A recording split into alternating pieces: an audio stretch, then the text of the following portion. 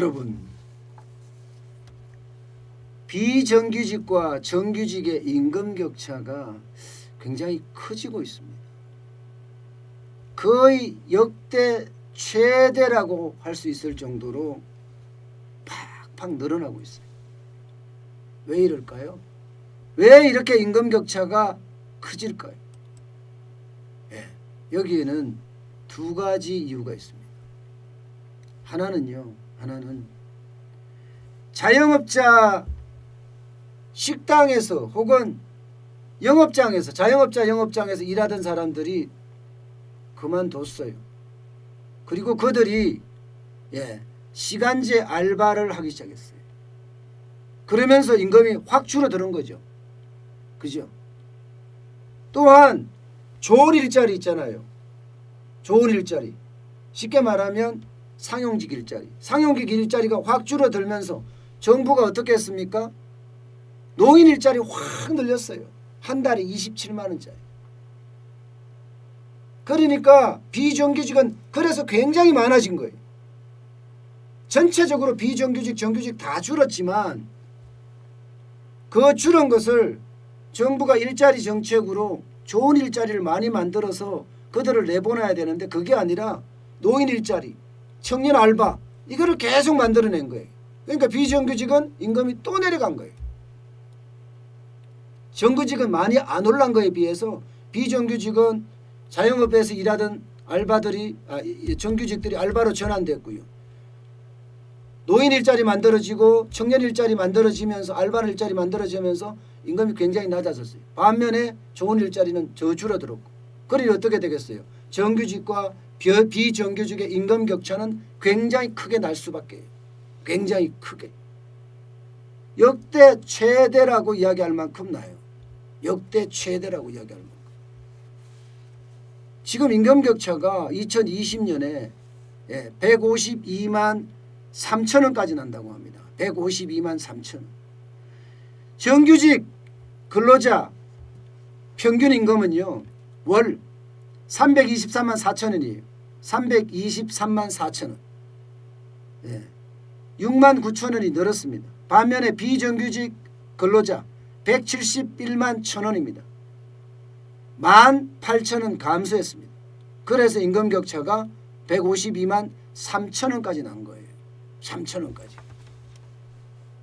어떤 분들은 이 임금 격차를 보고 이렇게 말씀하시는 분이 되게 많아요. 그거 봐. 비정규직을 정규직화 하는 정부의 정책이 맞잖아. 비정규직 어려우니까 정규직으로 만들어줘야지. 이렇게 이야기하시는 분이 참 많습니다. 그런데 이 데이터는 이 도표는 그렇게 읽어서 절대 안 돼요. 이거는요. 정규직이고 비정규직이고 지금 코로나19의 위기, 작년에 문재인 정부의 위기, 경제정책 실패에 따른 위기 이게 한꺼번에 딱 와서 정규직 비정규직 다 줄어들었어요. 정규직 비정규직 다 줄어드는 상태에서 정부가 일자리가 너무 줄어드니까 세금 풀러서 사실상 노인 알바를 많이 만드는 것 덕분입니다. 노인 알바 엄청 만들었잖아요. 올해만 아마 거의 90만 가까이 될 거예요. 90만 개 정도 만들어질 겁니다. 올해만. 내년엔 100만 개가 넘을 거라고 이야기하죠. 여기에 청년 알바까지 하면 그 정도 될 겁니다.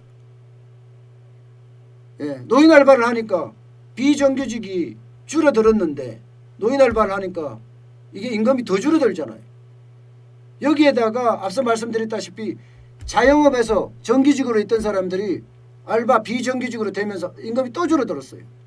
경제 정책에 대한 실패 때문에 임금 격차가 난 거예요. 이게 정부가 잘못해서 난 거지 이 사회에서 이렇게 만들어져서 임금이 이렇게 정해져서 기업에서 실물에서 이렇게 만들어진 게 아니라는 뜻입니다. 그만큼 우리 사회에는요 지금 실업난이 심각하다는 거예요. 실제로 보면요 전체가 2,044만 6천 명입니다. 이 사람들이 비정규직이든 정규직이든 돈을 받는 사람들이에요. 그중에 비정규직이 724만 6천 명입니다. 전체의 36.3%예요. 36.3%. 그중에는 보시다시피 한시적 근로자가 있고요. 시간제 근로자가 있고요. 비정형 근로자가 있습니다. 그야말로 알바들 혹은 시간제 알바, 그렇지 않으면 건설 노동자, 이렇다는 이야기예요. 여기도 마찬가지로 36.3%라는 사실이 어떻게 생각하면 많이 줄었다. 0.1%포인트 줄어들었거든요. 지난해에 비해서. 비정규직이 줄어들었다. 이렇게 이야기할 수가 있습니다. 실제로도 줄어들었습니다. 음식 숙박업에서 줄어들었고요. 교육 서비스업에서 줄어들었습니다. 대면 서비스업이 다도 줄어들었어요. 여기다가 제조업에서도 줄어들었어요. 여러분, 이게 비정규직만 이렇게 0.1% 떨어진 게 아니라 정규직도 마찬가지예요. 마이너스 0.44%. 사실상은 줄어들었어요.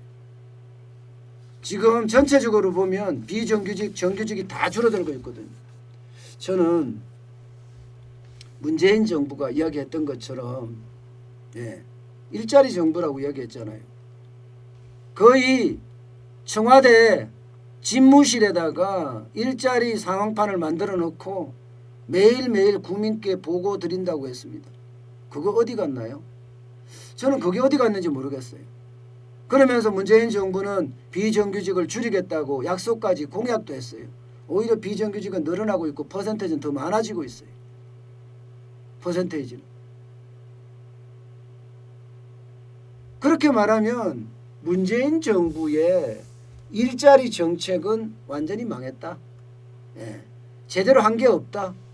이렇게 얘기할 수 있는 거죠. 그만큼요, 여러분.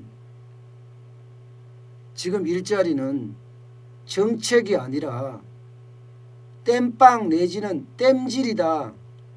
이렇게밖에 말할 수가 없습니다. 게다가 비전형적이고 노인 알바만 늘리니까 왜곡된 일자리 정책이 아마 계속된다. 그러면서 국세는 엄청나게 풀고 있죠. 실업급여가 한 달에 1조가 넘게 나가고 있으니까요. 제대로 된 일자리 정책이 없다는 이야기입니다. 실업급여는 실업급여대로 한 달에 1조가 넘게 확확 풀리고 있고, 비정규직은 줄이겠다고 했는데 줄이지 못하고 있고, 오히려 정규직까지도 줄여주고 있고, 일자리가 완전히 폭망이잖아요. 그런데 이런데 정신 안 쓰고 도대체 어디다 정신 쓰는지 모르겠습니다.